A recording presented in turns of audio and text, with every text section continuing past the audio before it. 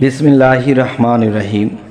হে জগতবাসী, আজ আমি শামীম আলী চিশতি আপনাদের সামনে যে আলোচনাটি নিয়ে আসলাম, সে আলোচনাটির পূর্বে একটি কথা বলে নেই যে আপনারা অবশ্যই আমার থাম্বনেলে পেয়েছেন যে কথাটি শুনে আপনাদের খারাপ লাগছে যে এটা কেমন কথা, আল্লাহ তো সব কিছু দেয়, আল্লাহ তো সব কিছু করে। না বাবা, আল্লাহ সব কিছু করে না, আল্লাহ কিছু কিছু জিনিস করায়। সেটি কেমন দেখেন, যে আমি বাহ্যিকভাবে একটা উপমা করব আপনাকে। আপনি যদি প্রধানমন্ত্রীর কাছে গিয়ে বলেন যে আমার বাড়িতে কারেন্ট লাগবে, গ্রাম দেশ আপনার বাড়িতে কারেন্ট লাগবে, আপনি চেয়ারম্যানের কাছে যেতে পারেন, বিদ্যুৎ অফিসে যেতে পারেন, ওখানে কর্মকর্তারা বসে আছে, তারা কাজ করে দেবে। আর এই জিনিসের জন্য যখন আপনি প্রধানমন্ত্রীর কাছে যাবেন, আপনি তো প্রধানমন্ত্রীর কাছে যেতে পারবেন না। প্রধানমন্ত্রীর চতুর্দিকে গার্ড আছে, আর্মি পুলিশ মোতায়েন করা আছে। এখানে গিয়ে যদি বলেন যে আমার ঘরে কারেন্ট নেব, এই জন্য প্রধানমন্ত্রীর সাথে বলতে আসছি, এটা একটা বিরাট বোকামি। তাহলে এই জগতে এই বোকামিগুলো কে করতেছে, কারা করতেছে?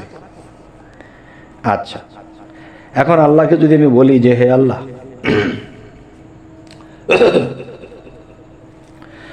আপনি আমাদেরকে খাদ্য দিন, আপনি আমাদেরকে ধন সম্পদ দিন, আমরা চলতে কষ্ট হয়।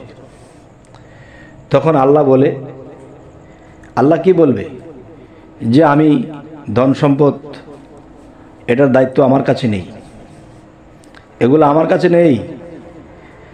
তোমরা যদি ধন সম্পদের প্রয়োজন হয়, তাহলে আমার গুণবাচক নাম আছে, এবং গুণবাচক নাম যদি থাকে, সেই গুণবাচকের রূপস্বরূপও আছে। তোমরা সেখানে গিয়ে এটা চেয়ে নাও, এগুলো আমার কাছে নেই। আমি কর্মকর্তা হিসাবে আমি সমস্ত পৃথিবীতে ছড়িয়ে দিয়েছি। যেমন নবী রাসূল পয়গম্বরদেরকে রেখেছিলাম, এরকম বেলায়েতের যুগে মুর্শিদ রেখেছি, আরও আছে পৃথিবীতে ওরকম কেউ, তোমরা তাদের কাছে চেয়ে নিতে পারো। এই এক। দ্বিতীয়ত, যে আল্লাহর ৯৯টা নাম আছে, ৯৯টা নাম একটাও কিন্তু আল্লাহর নাম নয়, এগুলো আল্লাহর গুণবাচক নাম, আল্লাহর গুণের নাম। আল্লাহর নাম কিন্তু একটাও না, একমাত্র আল্লাহই তো আল্লাহ, কিন্তু সেইগুলো আল্লাহর গুণের নাম, কিন্তু আল্লাহর নাম নয়। যেমন মনে করেন, আপনি যখন খাদ্যমন্ত্রীর কাছে যাবেন, তখন সে খাদ্য নিয়ে তার সাথে আলাপ করতে পারবেন। এটা কিন্তু প্রধানমন্ত্রী খাদ্য আলাপ করবে না আপনার সাথে। আপনি গ্যাস মন্ত্রীর কাছে যাবেন, আপনি তার সাথে গ্যাস সম্পর্কে আলাপ করতে পারবেন, যা দেশের গ্যাসের কী অবস্থা, আমার এরিয়ায় বা আমার গ্রামে গ্যাস লাগবে, এটা আলাপ করতে পারবেন। কিন্তু এই আলাপটা আপনি প্রধানমন্ত্রীর সাথে করতে পারবেন না। ঠিক এরকম এই সমস্ত বিশ্বজগৎ যিনি সৃষ্টি করলেন, তিনি কিন্তু সবাইকে ভাগ ভাগ করে দিয়েছেন।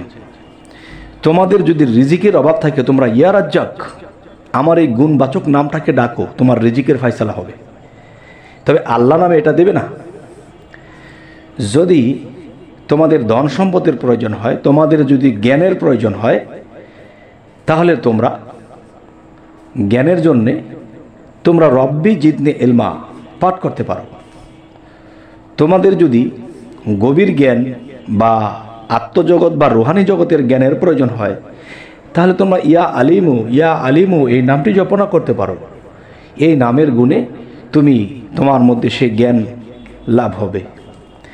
তাহলে আল্লাহ নামটি বা আল্লাহ নামটি যদি আমরা ডাকি, তাহলে আল্লাহকে একদিন পাবো। আর আল্লাহকে যেদিন পাবো, তখন কিন্তু সবই আমার হয়ে যাবে। সবই আমার হবে কেমন? আমি যদি দেখা যায় যে মানুষ লাইন দিয়েছে,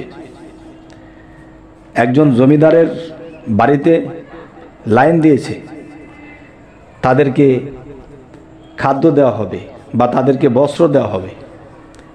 এখন দেখা যায় কোনো একদিন ওই জমিদারের সাথে আমার ভালো সম্পর্ক হয়ে গেছে,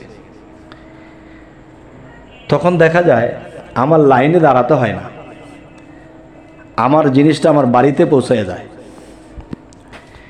তাহলে বোঝা গেল কি, আল্লাহর সাথে যদি কেউ সম্পর্ক করতে পারে তাহলে অন্য কারো সাহায্য লাগবে না, আল্লাহ এটা করে দেবে। কিন্তু আল্লাহর সাথে সম্পর্ক করা তো অনেক বড় কঠিন বিষয়। যাই হোক, আজকের যে আলোচনাটি, ধন সম্পদ, টাকা পয়সা, খাদ্য দ্রব্য, এগুলো আল্লাহর হাতে রাখেনি।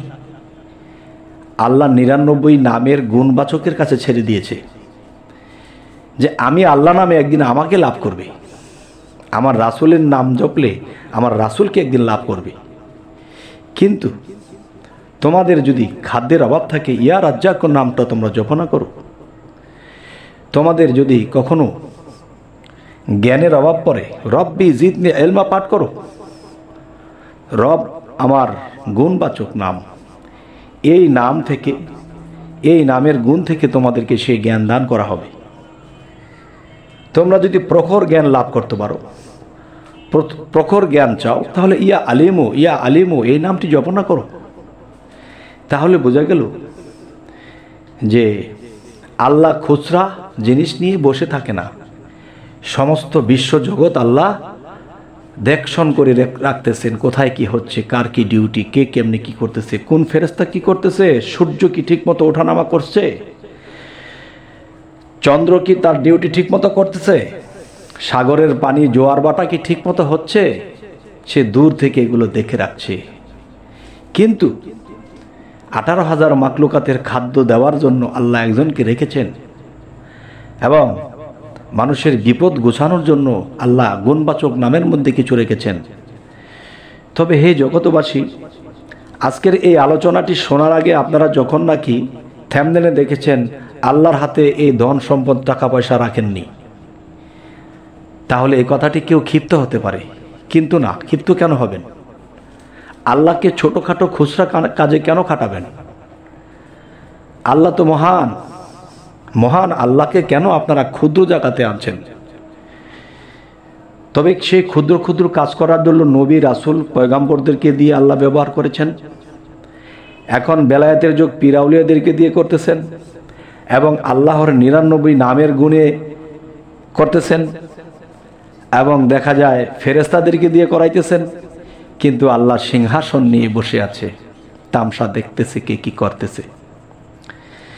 তবে হে জগতবাসী, প্রথমত আমার থাম্বনেলটি দেখে আপনাদের খারাপ লেগেছে অবশ্যই, কিন্তু এখন কেমন লাগতেছে?